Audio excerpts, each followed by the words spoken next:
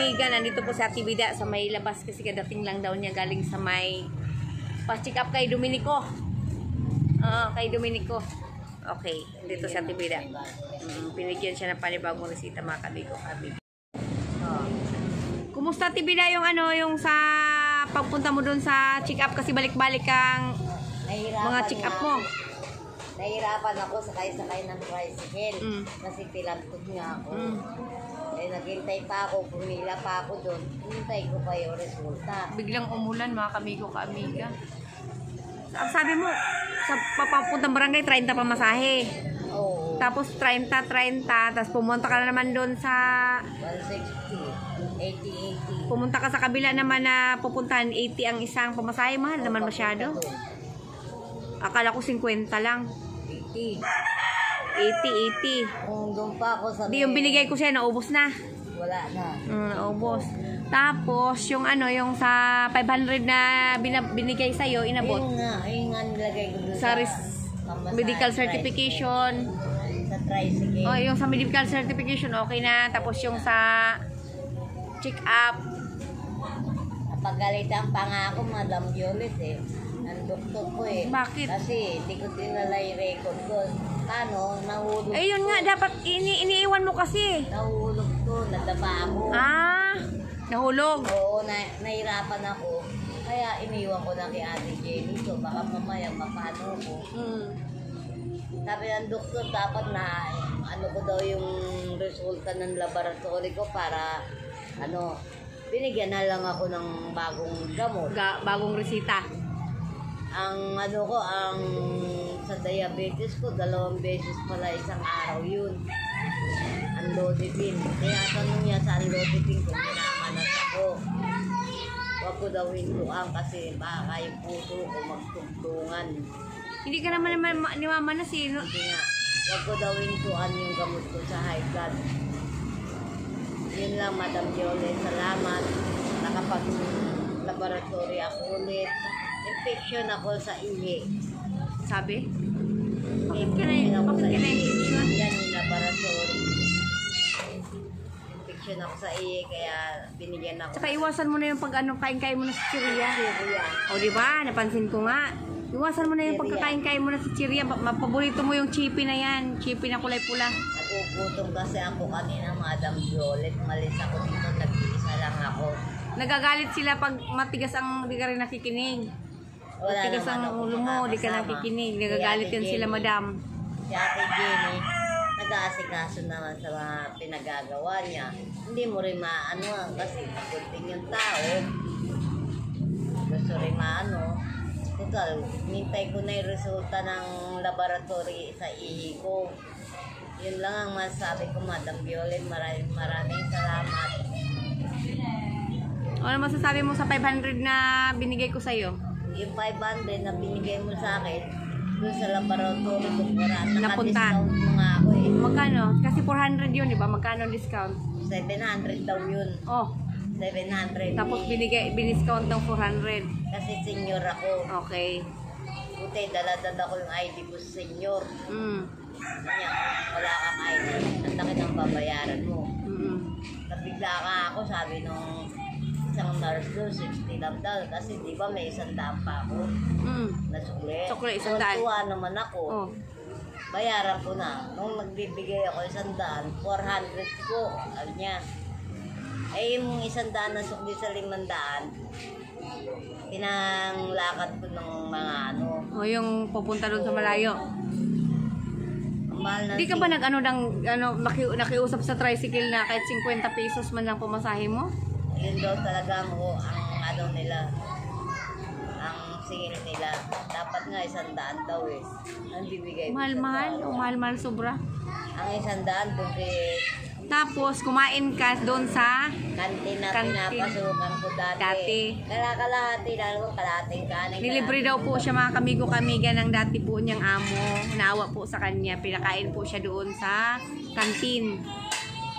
Ayun nga I-shout out mo siya mamaya, mapanood nila ito. Shout out po kay Ate Hermie. Dati ko pong amo, laking tulong na rin po sa akin yan. Tulong din po. Nilibre ka sa pagkain. Ngayon, ang inaanuhan ko para mamayang gabi kung may maanuhan ako, bahala na. Tinapay na lang ako. Hindi naman pwede sila mag-sharon doon. Ayaw niya. Kaya ako na. Madam Violet, Madam Anonymous, Madam Anonymous kung USA, Madam Russia. Maraming salamat sa tulong mo sa akin. Hindi ko makakalimutan yung tulong niyo sa akin habang nabubuhay sa mundong ibabaw. Pati kay Ate Jenny, kung hindi sa kanya, hindi ako makakakilos ang ganito basta-basta. Saka yung cellphone mo malaking pakinabang. Kasi may mga ano kayong tawag doon. Cellphone ko, ito nandito. Malaking pakinabang po, Madam Russia. Kung saan ako mapunta, Dala-dala ko niya. to. Iniingatan po niya. Pero pagka lumalabas lang ako ng bahay, doon ako kay Ate Inday, iniiwanan ko sa kanya to. Kahit wala po akong pera, hindi ko po makakuha kung maipenta to. Dahil sa humingi ako kay Ate Jenny, wala akong pagkain. Binibigyan naman po ako. Yun lang po, Madam Russia, Madam Violet, Madam Anonymous from USA. Maraming salamat sa tulong nyo. Hindi po kayo mag-alala sa binigay nyo cellphone sa akin. Hindi ko po ibibenta ito. Salamat. Maraming po salamat. Salamat. Kasi ano eh, para yan sa'yo, para sa pang gamit-gamit mo yan for ano, emergency. Nakalibangan ko. Libangan mo, ganyan. May kontak ka sa anak mo. O sa anak mo, wala kang kontak, ayaw mo. Ayoko. Ayaw niya naman. Madam Russia, ayoko sa anak ko.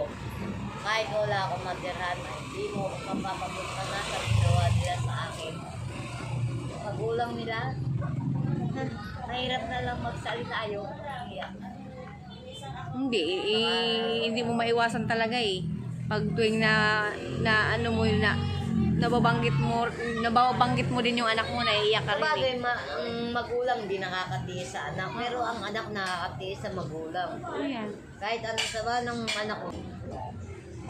Sinisira yung mama, hindi pa saway talaga bata.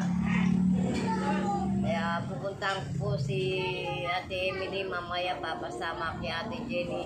Kung ano po yung decision nyo, masusunod po. Kausapin si Emily kung okay sa kanya na nandun ka. Tapos magbibigay lang doon halimbawa ng 1,000 monthly. Kasi wala rin hanap buhay yun. Eh, nakikita sa bagay, kailangan rin. Katulad ko rin yung nag-i-house yun. Asawa niya, hindi siya sinusustentuhan. O hindi po siya Kahit pagkain wala, no? Kahit pagkain wala. Kung hindi siya mamasukan sa kantin, wala siyang pera sa bulsa. Gusto niya man lang bumili, wala. Tapos yung kabit pa ng asawa niya, binubulbog pa siya. Pag nakikita siya. Iyaan mo na yun. Basta ang importante na iniiwasan na lang ni Ate Emily lahat-lahat. Kasi ikaw naman din halimbawa, huwag ka rin mag-isip ng ano, ikakasama ng dibdib mo. Sabi ng doktor, bawal sa iyo ang matuwa, Bawal may stress. yung stress. Tama-tama lang. Huwag kang napapagod. Hindi naman po una sa bahay. Kaso nga lang po, meron akong kasamahan. Katulad ko rin diabetes. Pag nakikita ko ang mukha, nai-stress ako. Lalo tumataas ang dugo ko. Ano, huwag mo lang isipin kasi ikaw ang may stress eh. Baka mamaya bumigay ka. Sabi yan, pusong kalaban mo. Tama. Baka mamaya bumigay ka. Tapos sabi lang may sekretarya, bakit di daw ako humingi ng medical nung una. Sabi ko, kasama ko po yung pinaka-boss ko dyan, yung vlogger ko. Wala pong inapot sa akin. Nung ano ko yung nakuto. Siya po ang kasama ko noon. Yun lang po, madam, salamat. Updated lang po ako. In-update ko lang po si Ate Bida kung ano po ang nangyari po sa 500 po na inabot ko po. Madam Russia, Madam Violets, love you Madam Violets, love you Madam Russia, love you Ma'am Anonymous in USA, Ma'am BBSR. Madam MSR, love you rin. Love you sa ating lahat, sa mga viewers natin. Lalo na kay Madam Violet. Katulad po ngayon, Madam Violet, may bago na naman akong reseta. May bago na naman siyang resita nasa likod. Kasi bagong pa-check up si Ate Bida. Okay na. Love you all sa ating lahat, mga kamigo kamiga.